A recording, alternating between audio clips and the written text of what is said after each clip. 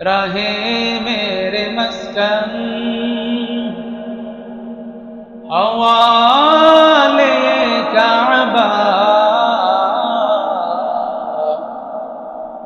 रहे मेरे मस्कन हवाले काबा,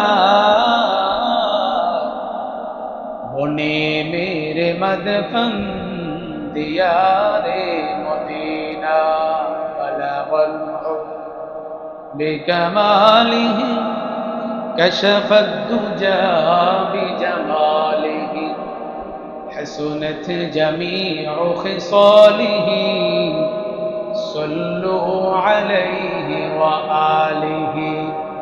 मैं दूर हूँ मजबूर हूँ सैयद आलम, मैं दूर हूँ मजबूर हूँ सैयद आलम, दीदार दिखाते नहीं आवाज सुना दो, दीदार दिखाते नहीं आवाज सुना दो। मैं सूरज को यूसुफ को चाहने वाला, मैं सूरज को यूसुफ को चाहने वाला, मैं कैस के मानंद नहीं आशिक लैला, मैं कैस के मानंद नहीं आशिक लैला। हकीकत से तो दुनिया बेखबर है, दुनिया की नुमाइश पर नजर है। नमी गोयम के यज़बाशी जुदाबाश, नमी गोयम के यज़बाशी जुदाबाश, बहर हाल तू ही मेरा निगाहदार। ला इलाहा मोहब्बत, ला इलाहा, ला इलाहा इल्लल्लाह, इल्लल्लाह, ला इलाहा इल्लल्लाह, ला इलाहा इल्लल्लाह, ला इलाहा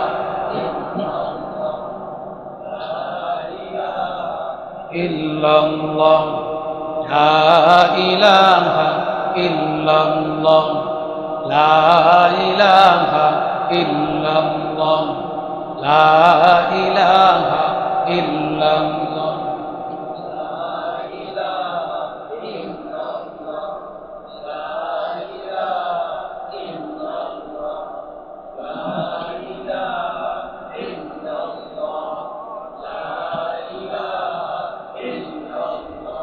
ও মদিনার বুলবুলি কেমনে তোমায় রই বলি, দিন কাটে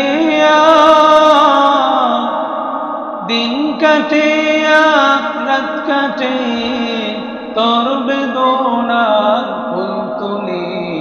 লা ইলাহা, লা ইলাহা ইল্লাল্লাহ, লা ইলাহা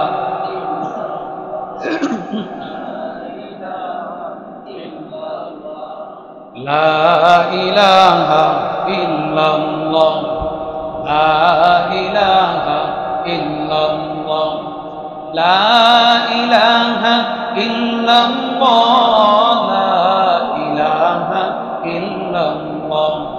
লা ইলাহা ইল্লাল্লাহ, লা ইলাহা ইল্লাল্লাহ, লা ইলাহা ইল্লাল্লাহ, লা ইলাহা ইল্লাল্লাহ, মুহাম্মাদুর রাসূলুল্লাহ সাল্লাল্লাহু আলাইহি ওয়াসাল্লাম। আপনারা সকলে কেমন আছেন? আলহামদুলিল্লাহ, আল্লাহ পাকের লাখ কোটি শুকরিয়া যে আল্লাহ পাক আমাদেরকে পবিত্র কোরআন কারীমের তাফসিরে সকলকে গত এক সপ্তাহ পর আজকে পবিত্র জুমার দিন গিয়ে রাত্রিতে এশার নামাজের পর অত্র মসজিদে আসার এবং বসার তৌফিক দান করেছেন। এই জন্য সকলে মন থেকে মনকে উজাড় করে চিল্লাবেন আলহামদুলিল্লাহ। প্রশংসা করলে খুশি হন কে? তাহলে বলেন রব্বানা লাকাল হামদ। বলেন রব্বানা লাকাল হামদ হামদান কাসীরান তাইয়িবান মুবারাকান ফীহি কামা ইয়ানবাগী লিজালালি ওয়াজহিকা ওয়া আযীমি সুলতানিকা।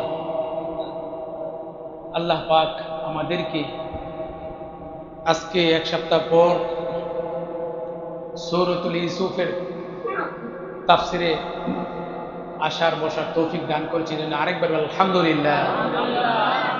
আমরা ঈদের আগের সপ্তাহে হযরত ইউসুফ আলাইহিস সালাম উনি ওনার ভাইদেরকে বলেছিলেন যে তোমরা বিনিয়ামিনকে নিয়ে আসবা। এই বছর যে পরিমাণ খাদ্য দিয়েছি, আগামী বছর যদি বিনিয়ামিন তোমাদের ছোট ভাই, সে ভাইকে নিয়ে আসলে এর চেয়ে দ্বিগুণ পরিমাণ খাবার বাড়িয়ে দেবে। আল্লাহু আকবার বলে। ইউসুফ আলাইহিস সালামের ভাই 12 জন ছিল। কয়জন মনে আসেনি আপনাদের? কয়জন ছিল? 12 জন ছিল। এই 12 জন ভাইয়ের মধ্যে 10 ভাই হচ্ছে এক মার গড়ে, আর বাকি 2 ভাই হচ্ছে আরেক মার গড়ে, তার সৎ মার গড়ে। তো ইউসুফ আলাইহিস সালাম যখন উনি রাষ্ট্রের প্রধান হলেন, প্রধান হওয়ার পরে ইয়ামেনের ভিতরে খাবারের সংকট দেখা দিয়েছে।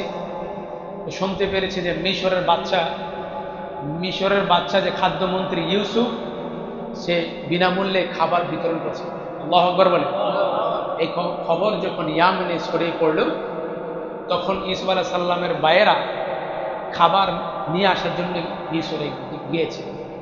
যাওয়ার পরে প্রথম বছর খাবার দিয়েছে ভরপুর।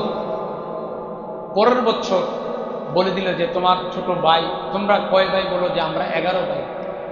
12 ভাই যে ইউসুফ নামে একজন ছিল, তারা স্বীকার করলো না, বলল যে আমরা হচ্ছি 11 ভাই। তো তোমরা 10 জন এসেছো, আরেক ভাই সে কোথায়? তখন বলল যে আমার বাবা আমাদের ছোট ভাইকে খুব আদর করে যত্ন করে, সেজন্য কোথাও আসতে দেয় না। তখন ইউসুফ আলাইহিস সালাম উনি বুদ্ধি খাটিয়ে বললেন, এবার যে পরিমাণ খাবার পেয়েছো, পরের বছর বিনিয়ামকে নিয়ে আসো, তাহলে এর চেয়ে বেশি পরিমাণ খাবার তোমাদেরকে দেওয়া হবে। লোভে পড়ে এখন বাবার কাছে গেছে। যাওয়ার পরে ইয়াকুব আলাইহিস সালাম উনি ইউসুফ আলাইহিস সালামের ব্যথায় ব্যতীত হয়ে কান্না করতে করতে ওনার চোখ দুটো অন্ধ হয়েছে। আল্লাহু আকবার বলেন। এই জন্যে রাসূল আকরাম সাল্লাল্লাহু আলাইহি সাল্লাম বলেন যে সন্তানের মহাব্বত বাবা মার কাছে আল্লাহ এত পরিমাণ দিয়েছেন, যেই মহাব্বতের কারণে মা বাবার সন্তান হারালে এর চেয়ে ব্যথার কেউ পায়। আল্লাহু আকবার বলেন। শুধু সন্তানের ব্যতীত ব্যথায় বাবা মাই বুঝে যে সন্তান হারালে যে কত কষ্টের। তো চক্ষু যখন অন্ধ হয়ে গেল, তখন বিনিয়ামিনকে নিয়ে সব সময় পেরেশানির মধ্যে থাকতো যে আমরা এক সন্তান হারিয়ে এখন বাকি 11 সন্তানের মধ্যে বিনিয়ামিনকে মহব্বত করি, সেও যদি হারিয়ে যায়, এই জন্য সবসময় কাছে কাছে রাখে। এক পর্যায়ে হযরত ইউসুফ আলাইহিস সালাম যখন বলল নিয়ে আসতে, তখন বাবার কাছে গেল, বাবা বর্তমান বাদশাহ যিনি খাদ্যমন্ত্রী রয়েছেন, উনি বললেন যে আমাদের ছোট ভাই বিনিয়ামকে নিয়ে যেতে। তো বাবা বললেন না। কেন? যে তোমরা আমার ইউসুফকে বলেছো বাঘে খেয়েছে, তো এই যে বাঘে খাওয়ার কথা বললা, এটা আমি মেনে নিয়েছি। আরেকটা বর্ণনার মধ্যে আসছে, তাফসিরগুলোর মধ্যে যত বর্ণনা রয়েছে, তাফসিরে মাজহারি, তাফসিরে কুরতুবী, সানাউল্লাহ পানিপতি, লেখক তাফসিরবিদরা বলেন ইউসুফ আলাইহিস সালামের বাবা যখন দেখলো ইউসুফকে বাঘে খেয়ে ফেলেছে, ভাইয়েরা বলেছে, সন্তানরা বলেছে, তখন ইউসুফ আলাইহিস সালামের বাবা সন্তানদের খুঁজতে পাঠান নাই। কেন? কারণ ইয়াকুব আলাইহিস সালাম ছিলেন নবী। ইয়াকুব আলাইহিস সালাম কি ছিলেন? কি ভাই কথা বলেন, কি ছিলেন? নবী। তো নবীরা ওনাদের এলহাম ওনারা বুঝতে পারতেন যে সত্য না মিথ্যা, ঘটনাকে আসলে সত্য না মিথ্যা এটা বুঝতে পারতেন, এই জন্য সন্তানদেরকে পাঠান নাই। তো যখন ছোট ভাই বিনিয়ামিনকে আনার জন্য বলল, এখন ইউসুফ আলাইহিস সালামের বাবা ইয়াকুব বলতেছে যে তোমরা তো বলতেছো বিনিয়ামিনকে দিতে, বিনিয়ামিনের উপর ভরসা তোমরা নিতে পারবা, বিনিয়ামিনের দায়িত্ব তোমরা নিতে পারবা? বা হ্যাঁ নিতে পারবো। না, আমার বিশ্বাস হয় না। যখন বিশ্বাস হয় না বলল, তখন পিরাপিরি করতেছে বারবার, আব্বা ছোট ভাইকে নিলে এবার দেখছেন না থলি ভরে বস্তা ভরে খাবার দিয়েছে, আগামী বছর যদি আমরা বিনিয়ামিন নিয়ে যাই তাহলে 2 বস্তা করে দেওয়া। আল্লাহু আকবার বলে। এই যে দেখেন মানুষ খাবারের প্রতি যে চাহিদা, যে লোভ। ইয়াহুদা, বড় ছেলের নাম হচ্ছে ইয়াহুদা, হযরত ইয়াকুব আলাইহিস সালামের বড় সন্তান নাম কি? ইয়াহুদা। আর বর্তমানে ফিলিস্তিনদের যে ইসরায়েল রয়েছে, ইহুদি জাতি, এই ইহুদি জাতি হচ্ছে ওই ইয়াহুদার গোষ্ঠী। নাউজুবিল্লাহ পড়ে। ইয়াহুদা যে বড় ছেলে, এর বংশধর থেকে আস্তে আস্তে বর্তমানে ইসরায়েল। ইয়াহুদা বলতেছে, বাবা ইউসুফকে আমরা তো রাখতে পারি নাই, এটা আমরা স্বীকার করছি, কিন্তু আমরা বিনিয়ামিনের ব্যাপারে আমরা কিন্তু অটল, আমরা যথাসম্ভব চেষ্টা করব তাকে আমরা আগলে রাখার জন্য। যাই হোক, অনেক ফিরে বিপরীত দিলেন। যাওয়ার পরে আমরা ঈদের আগে সপ্তাহে বলেছিলাম যে বিনিয়ামিনকে সরকার অর্থাৎ ইউসুফ খাদ্যমন্ত্রী যে পান পাত্র, এই যে পানি পান করে, সেটাই বিনিয়ামিনের বস্তার মধ্যে ঢুকিয়ে দিয়েছে। দেওয়ার পরে এখন ইউসুফ আলাইহিস সালাম তার যে রক্ষী রয়েছে, তার যে সৈন্য রয়েছে, বলতেছে যে বাদশার পানপাত্র চুরি হয়ে গেছে। বাদশার পানপাত্র কি হয়েছে ভাই? কথা বলতে হবে, কি হয়েছে? চুরি হয়েছে। যখন এই কথা বললো যে চুরি হয়েছে, তখন তো মিশরের মধ্যে ছড়িয়ে পড়লো, আরে বাদশার পানপাত্র চুরি হয়েছে, তাহলে তার শাস্তি যেন কি হতে পারে। সবাই একত্র হয়ে চিন্তা করছে কে চুরি করছে, কে চুরি করছে। বলতেছে এক পর্যায়ে তার প্রত্যেকের বস্তাগুলা, খাবারের যে মানে বস্তুগুলা, তাদের যে থলিগুলা ছিল, এগুলাকে চেকিং করা শুরু করে দিচ্ছে। চেক করে দেখে বিনিয়ামিনের ওই থলির মধ্যে পাওয়া। আল্লাহু আকবার বলে। এখানে এসে একটা মাসালা শুনে, এটা কিন্তু আসলে না বসলে আপনারা জানতে পারবেন না। মাসালা হচ্ছে, কোনো ব্যক্তি যদি কাউকে ইচ্ছে করে না জানিয়ে যদি কোনো কিছু দিয়ে দেয়, কি করে ভাই? কোনো কিছু টাকা হোক বা অন্য কোনো জিনিস না বলে তার পকেটে দিয়ে দিছে বা তার ব্যাগের মধ্যে দিয়ে দিছে না জানে, তখন যে জিনিসটা অর্থাৎ টাকা হোক বা কোনো বস্তু হোক পাওয়া গিয়েছে, এটা ওই ব্যক্তি ব্যবহার করতে পারবে। সুবহানাল্লাহ পড়ে। ব্যবহার করতে পারবে, কারণ এই লোকে তো জানে না, এই লোকে জানে না যে আমার ব্যাগের মধ্যে কে দিয়েছে। এটা হচ্ছে 1 নম্বর মাসালা। 2 নম্বর হচ্ছে হযরত ইউসুফ আলাইহিস সালাম, উনি ইচ্ছে করে, উনি কি করলেন? ইচ্ছে করে ওনার ভাইকে রাখার জন্যে কি করলেন? এরকম বস্তার মধ্যে তার পানপাত্রটা তার সৈন্যকে দিয়ে ঢুকিয়ে দিয়েছে। বলেছে যে তুমি বলবা যে এই বস্তা যার বস্তার মধ্যে রাজ্যের যে প্রধান রাজার পানপাত্র পাওয়া গেছে, এই পানপাত্রটা যার কাছে পাওয়া যায় তাকে জেলখানায় ঢুকানো হবে। এখন বলেন তো, বাইরে কি জেলখানায় দিতে পারে? কথা বুঝেন না, দিতে পারে? কিন্তু বর্তমানে দিতে পারে কি পারে না? কথা বলেন, পারে কি পারে না? কারণ কি? মায়া মহব্বত। কি নাই? মায়া মহব্বত। এই সম্পত্তির জন্য নিজের ভাইকে নিজে হত্যা করে ফেলে, নিজের বাবাকে সন্তান হত্যা করে ফেলে। আছে কি আছে না ভাই? কথা বলেন, আছে কি আছে না? কেন? মানুষত্ব নেই। মানুষের ভিতরে যেটা মানুষত্ব রয়েছে, এটা নেই বিধায় পশুর চাইতে খারাপ হয়ে যায় মানুষ। কেন? আল্লাহ তাআলা জানেন যে বান্দারা তারা সম্পত্তির লোভে নিজেদের স্বার্থের জন্য সে পল্টি নিতে পারে। এই জন্য আল্লাহ তাআলা পশুর চাইতে খারাপ বলেছে কোরআনে। আল্লাহ তাআলা বলছেন যে বালহুম আদল উলাইকা কাল আনআম বালহুম আদল উলাইকা হুমুল গাফিলুন। আল্লাহ বলেন যে মানুষ এত খারাপ নিকৃষ্ট জাতি হয়ে যায় তখন যখন পশুর চাইতে খারাপ হয়, যখন মানুষত্ব না থাকে তখনই পশু সাথে খারাপ বানিয়ে দিবেন কে? আরে মোহাম্মদ বলেন কে? আল্লাহ বলেন মানুষ যখন মানুষত্ব থাকে না তখন তারা পশুর চাইতে খারাপ হয়ে যায়। পশুর নিজের কোনো বাছ বিচার আছে? আরে কথা বলেন, বাছ বিচার আছে? নিজের মায়ের সাথে জিনা করতেছে, নিজের সন্তানের সাথে জিনা করতেছে, জানেও না, কারণ তার তো মেধা নেই। কিন্তু মানুষের মধ্যে আল্লাহ তাআলা জ্ঞান বুদ্ধি মেধা দিয়েছে, কি দিয়েছে না? দিয়েছেন যে এটা তোমার মা, তার সাথে কাজ করা যাবে না, এটা তোমার বোন, তার সাথে কাজ করা যাবে না, এটা তোমার বাস্তি বাগ্নি, খালা ফুফু, এদের সাথে তোমার কোনো বৈবাহিক সম্পর্ক হতে পারে। আল্লাহু আকবার বলেন। ঘোষণা দিয়েছেন কে? আরে মুহাম্মদ কে? আর নবীর মাধ্যমে জানিয়ে দিয়েছেন, নবী হে, আপনি আপনার উম্মতদেরকে জানিয়ে দেন তারা যেন নিজেদেরকে এই আত্মীয়র ভিতরে তারা যেন কোনো কুদৃষ্টিতে না থাকে। আল্লাহু আকবার বলেন। তো ভাই ভাইকে জেলখানা দিতে পারে না, এই জন্য যখন চোর সাব্যস্ত হলো তখনই উনি বিনিয়ামিনকে রেখে দিলেন। রাখার পরে বিনিয়ামিনকে আন্দরমহলে রাজার যে রুম রয়েছে সেটার মধ্যে নিয়ে বলতেছে, বিনিয়ামিন তুমি কেমন আছো? আল্লাহু আকবার বলেন। আমার নাম আপনি জানেন কিভাবে? আরে ব্যাকল, আমরা ভাতৃত্ব দুই ভাই, আমার নাম হচ্ছে ইউসুফ আর তোমার নাম হচ্ছে বিনিয়ামিন, আমরা দুই ভাই হচ্ছে এক মারগরের, আর বাকি ইয়াহুদা ইয়াফেস এরা হচ্ছে ওই আমাদের সৎ মারগরের। এখন বিনিয়ামিন বলতেছে, ভাই আমি কত যে তোমাকে পাওয়ার জন্য কান্না করেছি, এটা ভাষায় ব্যক্ত করব না, ভাষায় ব্যক্ত করতে পারবো না।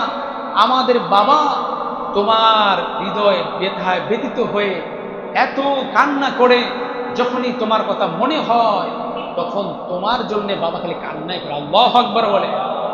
যখন কান্না করে, কান্না করতে করতে বাবার চোখের নিচে কালো হয়ে গেছে, বাবার চোখের মধ্যে ছানি পড়ে সাদা হয়ে গেছে, ইউসুফ আলাইহিস সালাম এই কথা শুনে বাবার জন্য কান্না করতে। আল্লাহু আকবার বলে। তখন বিনিয়ামিনকে দিয়েও ইউসুফ আলাইহিস সালাম বাবার কাছে খবর পাঠাতে পারতেন যে আমি ইউসুফ এখনো বেঁচে আছি। সুবহানাল্লাহ পড়ে। কিন্তু দেখেন আল্লাহ তাআলা এখানে আল্লাহ তাআলা বলতেছেন যে ইউসুফ আলাইহিস সালামের ক্ষমতা ছিল জানানোর জন্য, কিন্তু আল্লাহ বলেছেন না, তোমার বাবাকে তুমি নিজে জানাবা না। তখন বাবা যখন জানবে তুমি এখনো বেঁচে আছো, বাবা ইন্ডিয়া হোক ভারত হোক যেখানে হোক, সন্তান বেঁচে আছে জানলে ছুটে যায় কি যায় না? কথা বলেন, যায় কি যায় না? কারণ সন্তানের বিরহে টিকতে পারে না।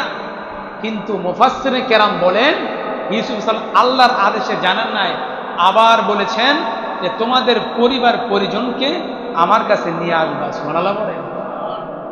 পরিবার পরিজনকে নিয়ে আসবা অর্থাৎ কি, তোমরা যে ভাই রয়েছো আর তোমাদের যে পরিবার যারা আছে তাদেরকে নিয়ে আসবা, এই কথা বলেছেন ইউসুফ আলাইহিস সালাম।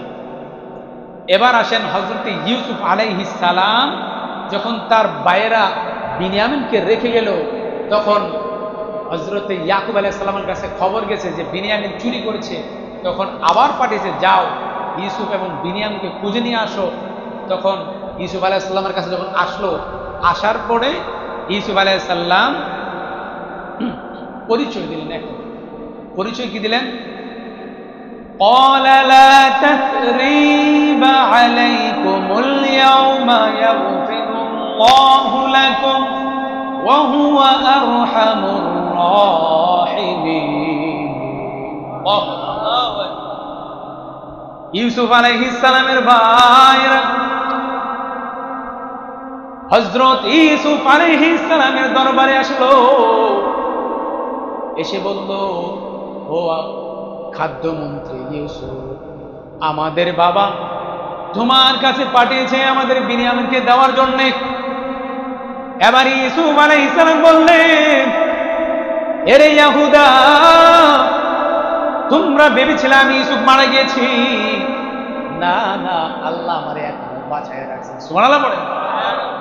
আল্লাহ তাআলা আমাকে এখনো বাঁচিয়ে রেখেছেন। কই তাই নাকি? কহ, আমাকে তোমরা ছোট অবস্থায় যে কোন চেহারা দেখেছো, এখন আমি বড় হয়েছি, 40 বছর আমার। আল্লাহু আকবার বলেন। 40 বছরের যুবক, আমাকে এখন দেখতে কেমন দেখা যায়? ওই মিশরের মধ্যে সবচেয়ে সুন্দর দেখা যায়। সুবহানাল্লাহ বলেন।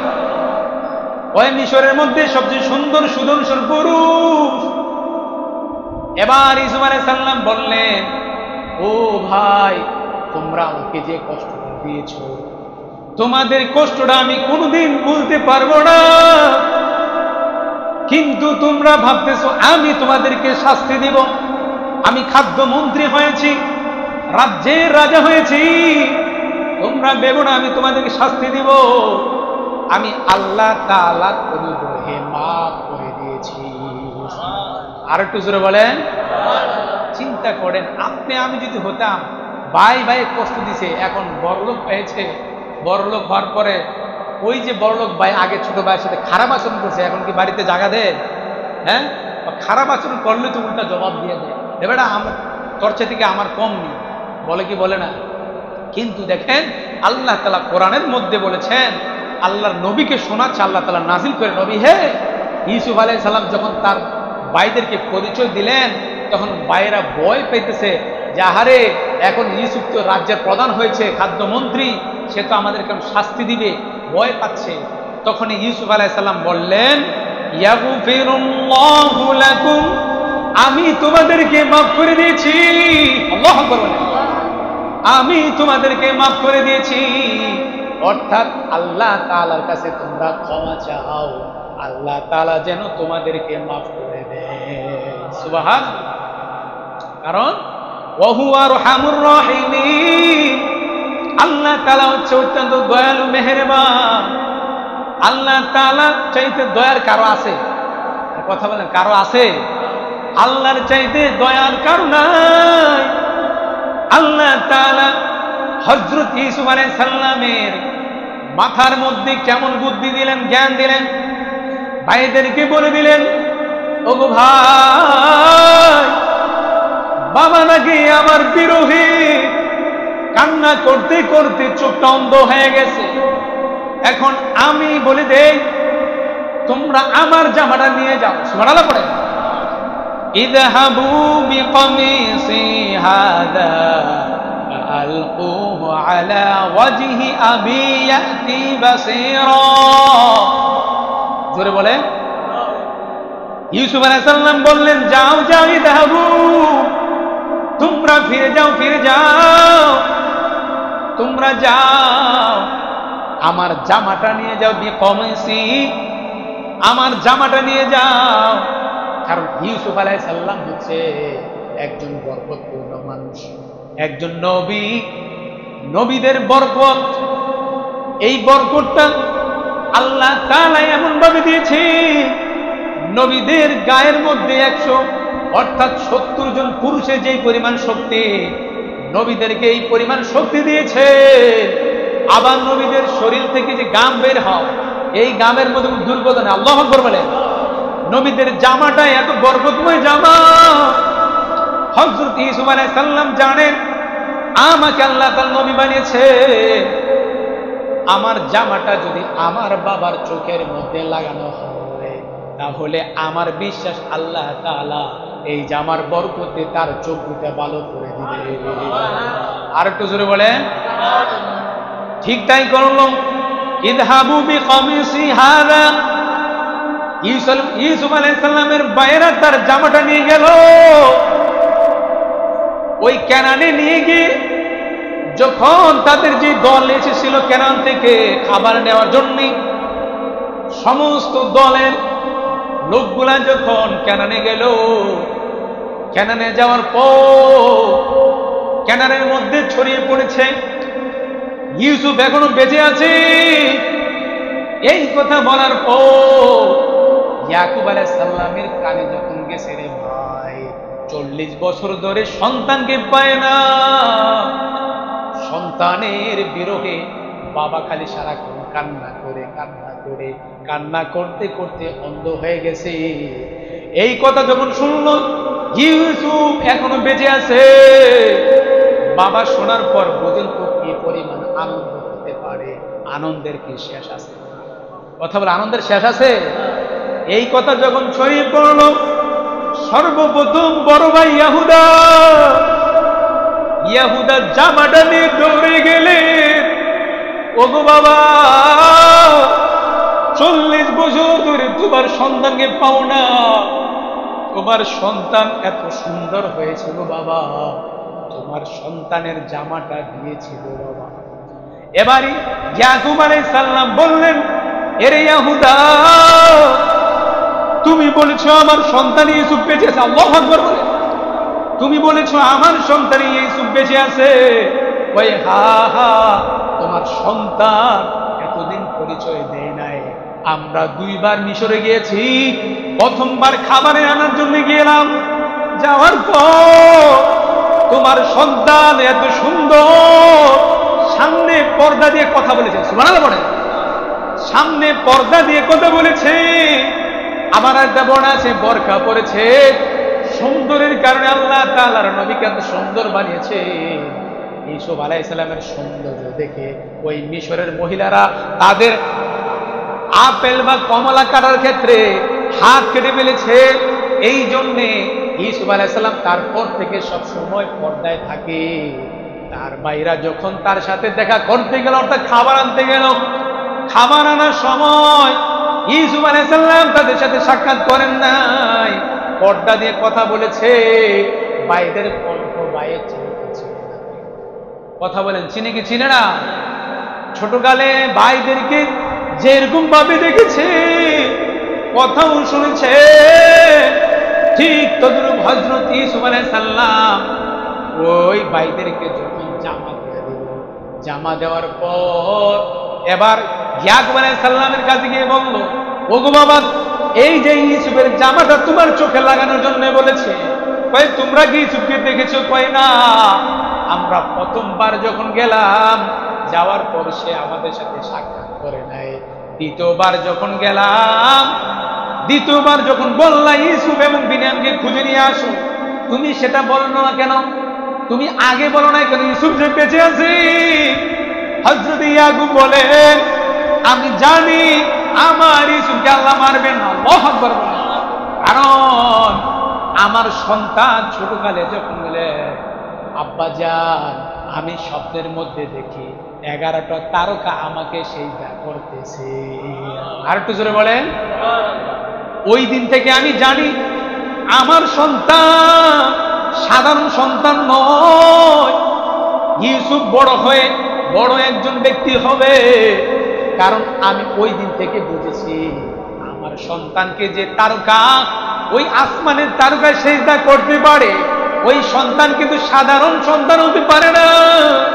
এই জন্য মুফাসসিরিন কেরাম বলেন, ইউসুফ আলাইহিস সালামের এই স্বপ্নের তাবিরটা বাবা বলেন, আমার সন্তান যে তারকা দেখেছে সেটা করতেছে, এই জন্য আমি বলেছি তোমার ভাইদের সাথে আলোচনা করো না, কারণ তোমার ভাইরা তোমাদের শত্রু, তোমার শত্রু, দ্বীন ইসলামের শত্রু। বর্তমানে দ্বীন ইসলামের শত্রু আছে কি আছে না? আরে কথা বলে আছে কি আছে না? ওই মহানবী সাল্লাল্লাহু আলাইহি সাল্লাম নাকি নারী ভক্ত ছিলেন, নাউজুবিল্লাহ পড়েন। আয়েশাকে নিয়ে 6 বছর বয়সে বিয়ে করেছে, অল্প বয়সী মায়েকে বিয়ে করেছে। এই কথা বলার মতো বর্তমান নাস্তিক বর্তমানে আছে কি আছে না? আরে জোরে বলেন, আছে কি আছে না? নুপুর শর্মা, ভারতের ওই মহিলা, সেও নবীকে কটূক্তি করেছে। আবার বর্তমানে আমাদের সমাজে এখনকার কিছু মানুষ আছে, তারা বলে যে মুহাম্মদ অল্প বয়সে নারীকে বিবাহ করেছে। আসলে কথা কি সত্য? মুহাম্মদ সাল্লাল্লাহু আলাইহি সাল্লাম হযরত মা আয়েশাকে বিবাহ করেছেন, আল্লাহ বিবাহ করিয়ে দিয়েছেন। সুবহানাল্লাহ পড়েন। আরে 6 বছর বয়সে বিয়ে করেছেন। আপনি আমি যদি 4 বছরের মায়েও বিয়ে করি, তখন দেখবেন ওই মায়ের কাছে যাওয়ার জন্য পুরুষরা পাগল হয়ে আছে কি আছে না? কিন্তু নবীকে আল্লাহ তাআলা বললেন, নবী হে, দেখেন তো মেয়েটা পছন্দ হয়নি? নবী বললেন, হ সুন্দরী তো।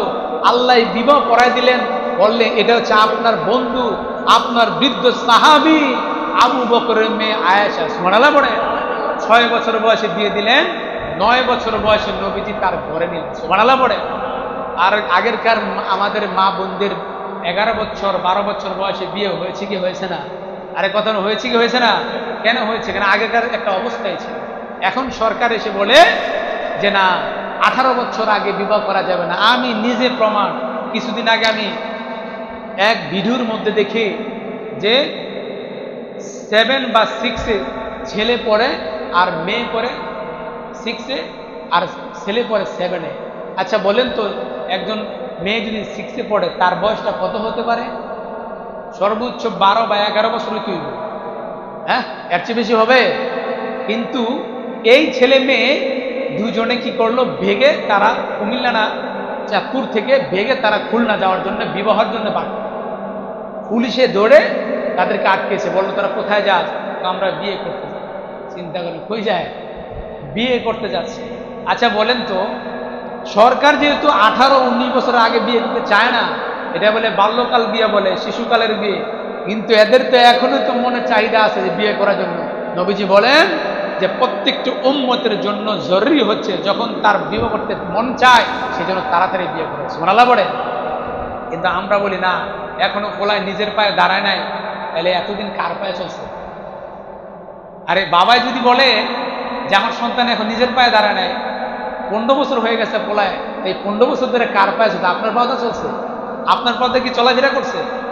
হ্যাঁ, এই জন্যে যত তাড়াতাড়ি ছেলে মেয়েকে বিবাহ হবে, কারণ বর্তমান নেটের যুগ। ছোট ছোট ছেলেরা, ছোট ছোট মেয়েরা এই মোবাইলের মাধ্যমে, পর্নোগ্রাফি, বিভিন্ন ধরনের ভিডিওর মাধ্যমে এগুলা তারা অনুভব করে খারাপ হয়ে যায়। এই যে নবীজি 1500 বছর আগে বলেছেন, একটা বাচ্চা যখন ভূমিষ্ঠ হয় তখন তার মার একটা দায়িত্ব হচ্ছে সেজন্য তার বাচ্চাকে 2 বছর দুধ পান করা। সুবহানাল্লাহ পড়ে। 2 বছর দুধ পান করার পরে আর পান করানো যাবে না। কেন? কারণ একটা বাচ্চা 2 বছর হওয়ার পরে মায়ের যে শরীরে যে অবয়ব, মায়ের অবয়বটা ওই বাচ্চা বুঝতে পারে। এই জন্যে মাসালা হচ্ছে প্রত্যেকটা মা এবং বাবা, বাইরে তোর মাইক নেই, প্রত্যেকটা মা এবং বাবার দায়িত্ব হচ্ছে 2 বছরের পরের বাচ্চার সামনে, 2 বছরের বেশি ছেলে মেয়ের সামনে তাদের পোশাক যেন না খোলে। কি না খোলে ভাই? পোশাক যেন না খোলে। কারণ অনেক মহিলারা আছে, বাচ্চা 3 বছর হয়ে গেছে, সে তার সামনে বিভিন্ন ধরনের পোশাক খুলে খুলে পরে। আছে কি? আসে না ভাই? বলে বাচ্চা ছোট, কিছু কি বুঝে? আসলে না। অনেক বাবা আছে ছেলের সামনে, হ্যাঁ, তার প্যান্ট পাল্টাচ্ছে, বা তার যে প্যান্ট, ছোট প্যান্ট আছে সেটা ব্যবহার করছে, বা যেটা জাঙ্গা বলে আমরা সেটা ব্যবহার করছে, যেন বাচ্চার সামনে এগুলো ব্যবহার করতে, দেখে ব্যবহার করতে নিষেধ। 2 বছর হলেই সন্তান বুঝতে পারে। যেটা বলতেছিলাম, হযরত ইউসুফ আলাইহিস সালাম ওনার ভাইদেরকে নিয়ে এবার ইউসুফ আলাইহিস সালাম মহব্বত করবেন, এটা মিল করে দিয়েছেন কে? আরে মহব্বত বলেন কে? আল্লাহ তাআলা। যখনই ইয়াহুদা বড় ভাই সে জামাটা নিয়ে বাবার কাছে দিল, তো বাবা বলতেছে যে ইউসুফ বলেছে জামা দিতে। হ্যাঁ, তো জামা দিলে কি হবে? লাগিয়ে দেখো না। এখন যখন ইউসুফ আলাইহিস সালামের জামাটা ইয়াকুব আলাইহিস সালাম চোখে লাগালেন, লাগানোর সঙ্গে সঙ্গে তার চোখটা আগের মতো ভালো হয়ে গেল। আর একটু জোরে বলে। এবার ইয়াকুব আলাইহিস সালাম সন্তানদেরকে বলল, এরে আমার সন্তান, ইউসুফের জামাতে আমি খুশি। ইউসুফ আলাইহিস সালাম হযরত ইয়াকুব আলাইহিস সালামের কাছে খবর পাঠিয়েছেন। মনে আছে? খবর পাঠিয়েছেন, তোমাদের পরিবার পরিজনকে নিয়ে আসবা। এবার ইয়াকুব আলাইহিস সালাম তার সন্তানদেরকে নিয়ে মিশরে রওনা দিয়েছে। মিশরে গেলেন। মিশরে যাওয়ার পর হযরতে ইয়াকুব আলাইহিস সালাম যখন গেলেন, যাওয়ার পর বাবাকে যখন দেখলো ইউসুফ, এবার বলেন তো 40 বছর পরে সন্তান যখন বাবাকে দেখে, ওই সন্তানটা ঠিক থাকতে পারে? কথা ঠিক থাকতে পারে? হযরতে ইয়াকুব আলাইহিস সালামকে ইউসুফ আলাইহিস সালাম যখন দেখলো, দেখার পর বাবাকে মহব্বতে জড়িয়ে ধরলেন। সুবহানাল্লাহ। আপনি আমি যদি হতাম, সন্তানকে এত বছর পর পাওয়ার পর এক্সাম্পল হিসেবে দেখবেন 10 বছর বিদেশ করে আসছে। বিদেশ থেকে আসার পরে নিজের সন্তানেরা ফোনের মধ্যে বলে, বাবা আমার জন্য কম্পিউটার নিয়ে আসবা, ল্যাপটপ নিয়ে আসবা, এটা নিয়ে আসবা, সেটা নিয়ে আসবা। প্রাণের স্ত্রী, যে ওই যে স্ত্রী, যে সাদের স্ত্রী, সেও বলে আমার জন্য একটা গলার সেল, কানের জিনিস নিয়ে আসবা। এরকম বলার মতো মহিলা আছে কি? আছে? কথা বলে আছে কি? আছে না? স্বামী চিন্তা করে 10টা বছর আমি বিদেশে থাকি, আমার খোঁজ খবর নেই। এখন আমি বাড়িতে যাব, পরিবারের জন্য আমি কি কিনব করার পর স্ত্রী বলে আমার জন্য স্বর্ণ নিয়ে আসবা, সন্তানরা বলে আব্বা আমার জন্য ল্যাপটপ মোবাইল নিয়ে আসবা, বিভিন্ন ধরনের খাবার নিয়ে আসবা।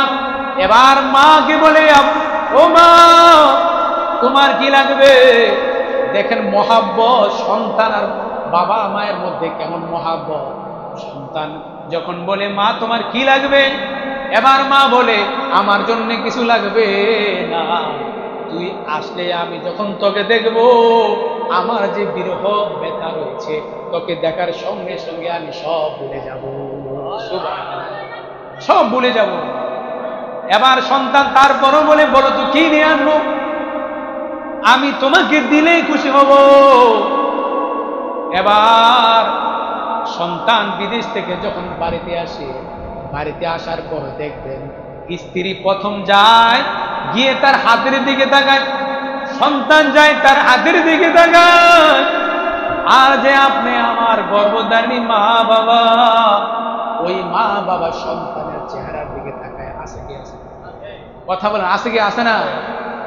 আমার এক আত্মীয়, উনি বিদেশে এরকম অনেক বছর ছিলেন। এক পর্যায়ে ওনাকে যখন প্রশ্ন করায় তোমার স্বামী কেমন আছে, তো খুব ভালো আছে, খুব কি আছে, ভালো আছে। যখন বিদেশ থেকে আসলো, আসার পর আমরা দেখি ওনার চেহারা এত শুকিয়ে গেছে, মানে একবার কঙ্কাল হয়ে গেছে। আমরা বলি কেমন আছে, তো ভালো আছে। আর যদি সন্তানের মাকে জিজ্ঞাসা করা হইতো, মা বলতো আমার সন্তানের শরীরটা ভালো না, সন্তান সুস্থ। সন্তানের কণ্ঠের আওয়াজ শুনলেই কিন্তু মা বাবা বুঝতে পারে কি পারে না? কথা বলেন, পারে কি পারে না? কারণ আল্লাহ তাআলা মহব্বত দিয়েছেন। হযরতে ইয়াকুব আলাইহিস সালাম সন্তানের মহব্বতে কান্না করে। ওই সন্তান যখন বলল যাবে, মিশরে যাওয়ার জন্য বলল, সন্তান যখন বলল যাওয়ার জন্য, ইয়াকুব আলাইহিস সালাম গেল, মহব্বত হলো। মহব্বত হওয়ার পর হযরতে ইয়াকুব আলাইহিস সালাম বললেন, এরে আমার ইউসুফ তুমি কেন বলো নাই, তুমি কেন বলো নাই তুমি এখনো বেঁচে আছো? এবার ইউসুফ আলাইহিস সালাম বললেন, আব্বা যান আমি কিন্তু চেয়েছিলাম বলার জন্য, কারণ আমার উপর জ্বর তুফান গিয়েছে। আমাকে বাইরা যখন পুঁতে ফেলেছিল, আমাকে আজের মেসের ক্রয় করেছিল, তার বাড়িতে আমি লালন পালন লালিত পালিত হতে হতে বড় হয়েছি। তার স্ত্রী আমাকে অপবাদ দিয়েছে, আমাকে জেলখানায় পাঠানো হয়েছে। আমি 3 বছর জেল কাটার পর আমি যখন আসলাম, আমি সরকারকে, আমি রাজ্যের প্রধান আজিজের মেসের স্বপ্ন দেখেছে, স্বপ্নের তাবির বলার কারণে আমাকে কয়েদি বলেছে, স্বপ্নের তাবির বলতে পারলে তোমাকে এখান থেকে নিয়ে যাওয়া হবে। কি স্বপ্ন? আমি স্বপ্নের কথা সেটাও বলে দিলাম। স্বপ্ন শেষ হওয়ার পর আমাকে রাজ্যের প্রধান বানিয়েছে। ও বাবা, আমার কাছ থেকে 40টা বছর পার হয়ে গেছে। সুবহানাল্লাহ, 40 বছর পার হয়ে গেছে। আমি কিভাবে তোমাকে খবর দিব? আমার মনে তো চেয়েছিল, কিন্তু আমার আল্লাহ তাআলা বলেছেন না, তোমার বাবাকে তোমাকে খবর দেওয়ার দরকার নেই, তুমি তোমার বাবা এবং ফ্যামিলিকে বলো তোমার কাছে আসতে। সুবহানাল্লাহ পড়েন। মুফাসসিরিন কেরাম বলেন, বাবাকে আসতে কেন বলা হয় নাই? কারণ সন্তান যখন বলে যে বাবাকে আসতে বলো, তখন বেয়াদবি হয় কি হয় না? আরে কথা বলেন, হয় কি হয় না? এই জন্য আল্লাহ তাআলা শিখাই দিচ্ছেন, তুমি বলো না যে বাবাকে নিয়ে আসতে, তুমি বলো তোমার পরিবারকে নিয়ে আসতে। সুবহানাল্লাহ পড়ে, পরিবারকে কি করতে? নিয়ে আসতে। এই জন্যে হযরতে ইয়াকুব আলাইহিস সালাম ওনার সন্তানের কাছে, ইউসুফের কাছে গেলেন। যাওয়ার আগে একটা কথা বলি, উনি এরকম একদিন তাহাজ্জুদের নামাজ পড়তেছেন। তাহাজ্জুদের নামাজ আমরা পড়ি কি পড়ি না ভাই? আরে কথা বলেন, পড়ি কি পড়ি না? তাহাজ্জুদের নামাজ পড়ার সময় উনি দেখতেছেন, সিজদাতে যাওয়ার পর দেখে ইউসুফ তার পাশে এরকম নাক ডেকে ডেকে ঘুমাচ্ছে। সুবহানাল্লাহ। সন্তান যে ঘুমায়, বাবা মা জানে কি জানে না কি আওয়াজ হয়, বা স্ত্রী তো জানে স্বামী কিভাবে ঘুমায়, এরকম জানে কি জানে না?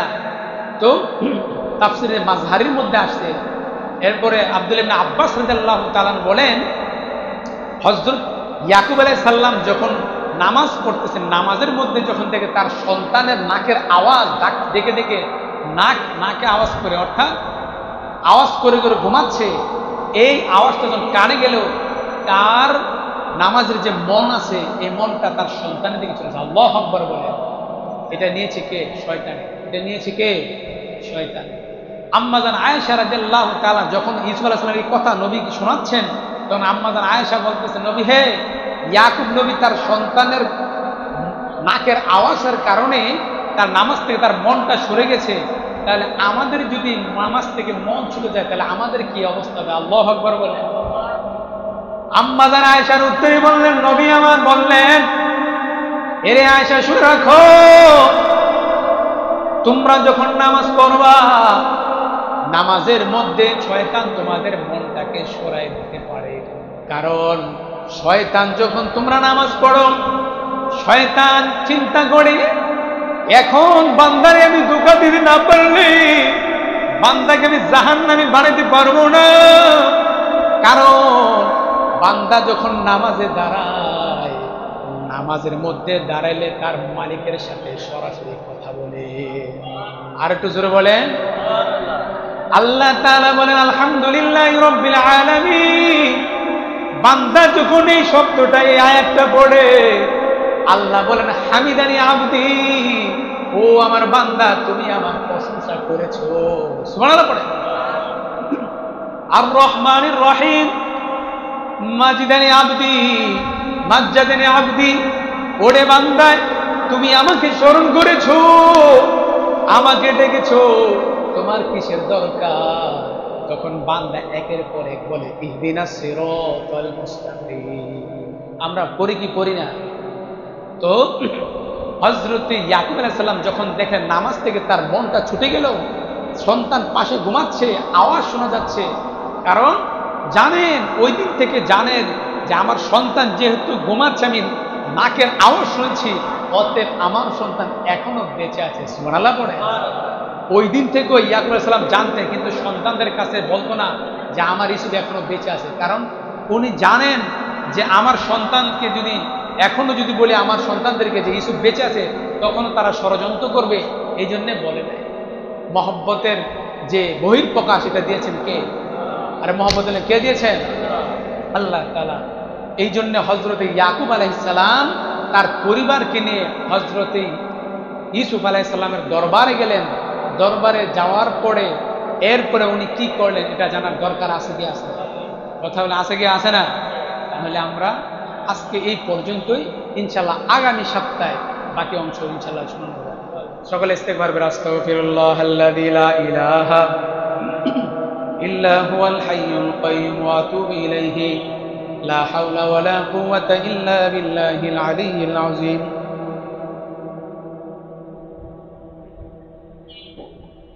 আস্তাগফিরুল্লাহাল্লাযী লা ইলাহা ইল্লা হুয়াল হাইয়ুল কাইয়্যুম ওয়া আতুবু ইলাইহি لا حول ولا قوة إلا بالله العلي العظيم. الحمد لله رب العالمين والصلاة والسلام على سيد الأنبياء والمرسلين. ربنا ظلمنا أنفسنا وإن لم تغفر لنا وترحمنا لنكونن من الخاسرين. رب ارحمهما كما ربياني صغيرا. ও আল্লাহ, এশারের নামাজের পর থেকে এই পর্যন্ত তোমার বান্দাদেরকে কোরআনুল কারীম সূরা ইউসুফের তাফসীর করেছে। ও আল্লাহ তাআলা, তোমার বান্দারা এখনো পর্যন্ত বসে আছে, মসজিদ থেকে বের হয় না, একমাত্র তোমাকে ভালোবাসে, তোমার নবীকে ভালোবাসে, সেই জন্যে কোরআনকে ভালোবাসে, এই জন্যে বসে আছে। ও আল্লাহ, তোমার বান্দাদের আজকে দুয়ার খাতিরে জিন্দেগীর সমস্ত গুনাহগাতা মাফ করে দাও। আয় আল্লাহ তাআলা, গুনার কথা যখন মনে হয় জান্নাতের আশা করতে পারি না, মনে হয় জাহান্নামী হয়ে গেছে। আবার তুমি কোরআনে বলেছো লা তাকনাতু মির রাহমাতিল্লাহ, ওরে বান্দা তোমরা আমার রহমত থেকে নৈরাশ হইও না। গুনাহ করেছো, আমার কাছে খাঁটি তওবা করো, আমার কাছে চাও, আমি আল্লাহ তাআলা তোমাদেরকে মাফ করে দিব। আয় আল্লাহ, আমাদের হাতের গুনাহ, পায়ের গুনাহ, আমাদের চোখের গুনাহ, অঙ্গ প্রত্যঙ্গের গুনাহ, আমাদের সব কিছু গুনার কারণে নাপাক হয়ে গেছে। এখন যদি তোমার দরবার থেকে দূরে সরায় দাও, আমাদের যাওয়ার আর কোনো রাস্তা থাকবে না। ও আল্লাহ, মেহেরবানি করে আমাদের সকলের জিন্দেগির সমস্ত গুনাহগাতা মাফ করে দাও। আয় আল্লাহ তাআলা, কত ভাই হাত উঠেছে, মুরব্বীরা হাত উঠেছে, সন্তান বাবার সামনে মারা গেছে, সন্তানের লাশটা বাবাই কাঁধে বহন করে কবরে নিয়ে গেছে। আবার এমন সন্তান আছে বাবার লাশটা বহন করে কবরে নিয়ে গেছে, এমন স্বামী আছে স্ত্রীর লাশটা কবরে নিয়ে গেছে। ও আল্লাহ, কবরের মধ্যে রেখে এসে আজ পর্যন্ত কবরের হালত কি জানতে পারে না। আল্লাহ, মেহেরবানি করে সকলকে তুমি মাফ করে দাও। আল্লাহ, কত ভাই হাত তুলেছেন, স্ত্রী অসুস্থ, মা বাবা অসুস্থ, ঘরের মধ্যে অসুস্থ থাকলে কিন্তু মনে তৃপ্তি পাওয়া যায় না, শান্তি থাকে। আল্লাহ, মেহেরবানি করে প্রত্যেকের ফ্যামিলি যারা অসুস্থ সকলকে তুমি সুস্থতা দান করে দাও। আল্লাহ, তারা সকলকে শিক্ষা আদিলা কায়েমা তুমি দান করে দাও। আল্লাহ তাআলা, আমরা এখানে হাত উঠেছি, আমাদের মাকে কত কষ্ট দিয়েছি, 10 দিন গর্ভে রেখে মা কত কষ্ট করেছে। ওই মা গভীর রাত্রি যখন আমরা পেটের মধ্যে লাথি মেরেছি, মা ঘুম থেকে জেগেছে, মার ঘুম হয় না। সন্তান যখন ভূমিষ্ঠ হয়েছে, মা যখন সন্তানের মুখটা দেখেছে, আগের যে কষ্ট ছিল সব কষ্ট ভুলে গেছে। ওই মাকে আমরা কিভাবে কষ্ট দেই, কত যুবক আছে মা বাবাকে কষ্ট দেয়, আবার কত যুবক আছে মা বাবাকে মহব্বত করে। আল্লাহ তাআলা প্রত্যেকের মা বাবাকে সন্তানের মহব্বতের কারণে আল্লাহ তাআলা তুমি মা বাবার কবরকে জান্নাতের বাগান বানায়া দাও। আল্লাহ তাআলা, তুমি তো কোরআনে বলেছো, বান্দা তোমার মা বাবার জন্য দোয়া করো, রব্বির হামহুমা কামা রাব্বায়ানি সগীরা। আল্লাহ, এই কোরআনের মধ্যে তুমি এই দোয়া শিক্ষা দিয়েছো, তোমার মা বাবা তোমাকে ছোটকালে যেভাবে লালন পালন করেছে, দয়া করেছে, তুমিও তোমার মা বাবার জন্য দোয়া করো। সেই জন্য আমরাও দোয়া করি, আল্লাহ আমাদের প্রত্যেকের মা বাবাকে তুমি মাফ করে দাও, প্রত্যেকের মা বাবার কবরকে জান্নাতের উচ্চ মাকাম দিয়ে দাও। যাদের মা বাবা বেঁচে যায় হায়াতে তৈবা নসিব করে দাও, সুস্থতার সহিত জীবন যাপন করার তৌফিক দিয়া দাও। আল্লাহ, এখানে যারা হাত তুলেছেন প্রত্যেকের ব্যবসা চাকরির মধ্যে তুমি উন্নতি দিয়া দাও। আল্লাহ তাআলা, এই মসজিদের জায়গা গুলসার হাবিবি নেসা বিবি দিয়ে চলে গেছে, আল্লাহ তুমি উভয়দেরকে মাফ করে দাও। ওনাদের ভাই আবু হাজি সাহেবকে তুমি মাফ করে দাও। আমাদের দোয়াকে তুমি কবুল আর মঞ্জুর করে নাও। আল্লাহ তাআলা, আখিরি করিয়া কত মানুষ হজে গেছে, হজ করতে করতে তোমার আল্লাহ দিদার লাভ করতে করতে গুনাহ মাফ করেছে। আল্লাহ, আমরা যেতে পারি নাই, আমাদের প্রত্যেকে আগামী বছর যাওয়ার তৌফিক দিয়া দিও। আল্লাহ, আমাদের প্রত্যেকে হজ না করাইয়া কবরে ডাক দিও না, আমাদের প্রত্যেকে হজরে মাবরুর করার তৌফিক দিয়া দিও। ওয়াসাল্লাল্লাহু তাআলা আলা খায়রি খালকি মুহাম্মদ ওয়া আলা আলিহি ওয়া আসহাবিহি আজমাইন। আমিন বিরহমাতিকা ইয়া আরহামার রাহিমিন।